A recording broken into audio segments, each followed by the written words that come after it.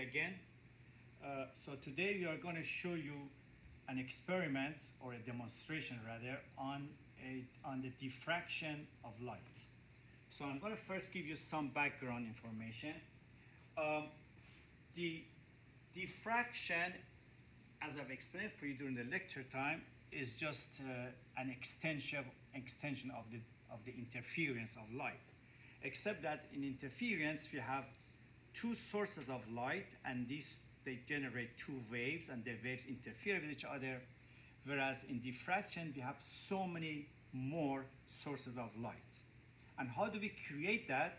Well, we are going to use something which is called a diffraction grating, which is, I'm going to show the actual object to you. In fact, I can do it right here. If you can see it. Should I bring it closer? Or this is good? Okay. Mm-hmm. So you see in here, if you pay attention, you see a bunch of areas, like this area, and so on down in here. And each of them is a diffraction grating. Now, if you look at it more carefully, you would see that one of them looks like this. So the background is opaque, and then there is lines of transparency which has been scribed on this background of opaque surface. So light can go through these openings. For instance, let's say this opening, this one, and so on. So through these openings, light can go through, and therefore each of these slits is going to behave as the source of light. So these are in another view. You can see in here these holes that I'm showing. This is the side view. This is the front view, and you'll see that these are the slits in here. We are shining light, in this case a monochromatic light, which is a laser with a constant known frequency, and we shine the light through these slits in here, and each of these slits is going to become the source of light, and it's going to produce its own wave. So these are the waves, which I can now show it like this in here. These are the type of waves that are coming out, okay, and like so, and then the wave from here, and the wave from here, and so on. And these waves, each of these waves are going to interfere with each other in the space in front of them, okay? Another way of showing that is right in here. This is the grating. The light is coming in, and each of these slits is going to be the source of light, and the light is going to propagate through these slits. Now, each of these waves that are propagating from these different openings, they are going to have a path difference with each other. And therefore, when they interfere, there will be an interference between the consecutive waves. Not only that, this wave and this wave is also going to interfere to each other, this wave and this wave, and so on. And the number of these slits are a lot, sometimes hundreds, that we are producing on maybe a couple of inches of distance. So all of these are going to interfere with each other simultaneously. The effect of that is that, without going into all the derivations that I have done in lecture, the upshot of all of that is that there is going to be a path difference between consecutive waves. And that path difference is shown in here. If you look at this triangle, considering that from here to the curtain is the same as from here to the curtain, these rays are parallel, and the rays are indication of the waves. Then the path difference between these consecutive rays is this delta, and delta becomes this distance, hypotenuse of this triangle times sine of this angle. The hypotenuse in here is the distance between consecutive lines. So in here, going back to here, this would be between this opening and this opening. This is D, and so on. Okay, so that's the distance between the lines or the openings on the grating. And so through this equation in here, you'll see that this delta in here, which is the path difference, becomes d times sine of theta. And based on what we have discussed earlier, if this path difference is an integer multiple of lambda, lambda being the wavelengths of this monochromatic light, then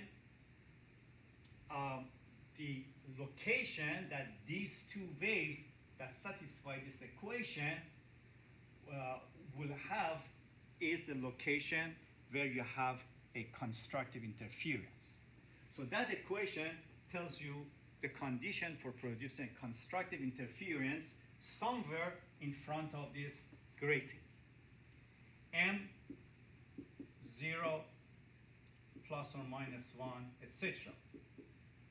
That's the condition for having a constructive interference somewhere in here. For example, this is on the curtain in here, or a screen, and that particular location could be the location of a bright fringe, which is when constructive interference happens.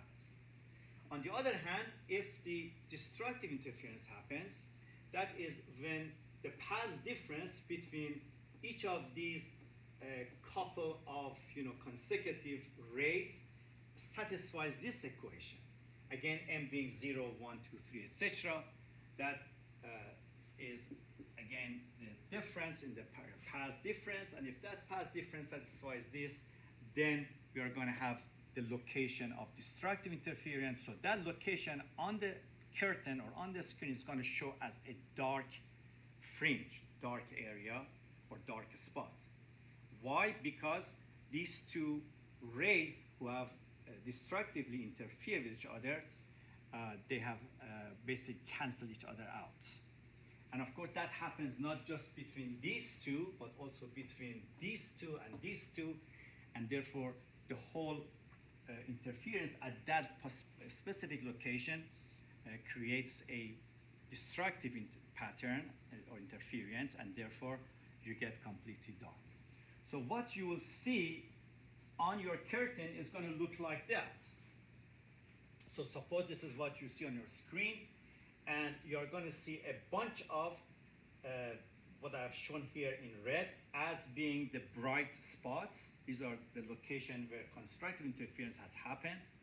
And as you're going to see later on in real image, that central one, which is coming right from here, right in the middle, this one, this is the central bright point. That central bright fringe is the brightest and most visible. And then the alternatively, we are going to have dark area, and then the bright fringe, dark fringe, bright fringe, and so on. And the same thing happens down in here. It's symmetric. Of course, after a while, when you go far away from the central bright spot, these bright spots become dim. So you cannot see hundreds of them, but they are there. As far as finding the location of the fringe, whether it is dark fringe or bright fringe, we can use this geometry to find that. If you look at this triangle, which is more or less in, let me draw it this way. It is this triangle which is in green color. You will see that tangent of this angle, theta, is equal to y this much over that. L is the distance between the grating and the screen where you're observing the fringes.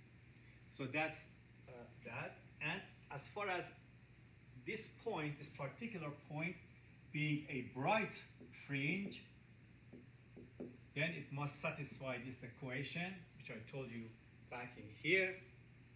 And therefore, considering that tan and sine of small angles are about the same, you make these two equal, And this gives you the equation that, that pinpoints the location of the bright fringes.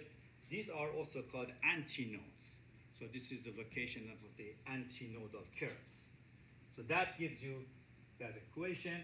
That equation gives you the location of those locations. And then similarly, if you're looking at the location of the dark fringes, you do the same analysis, except that now sine of theta is going to be m plus 1/2 lambda times d. By the way, we have d, the distance between the slits, and also we have a, which I'm going to discuss for you later, and that is the width of each of these openings, which is pretty small. And so if you want to find the location of the dark fringe, then you can find it based on this equation. The rest of it, we're going to now look at the actual fringes, and hopefully that makes much more sense to you.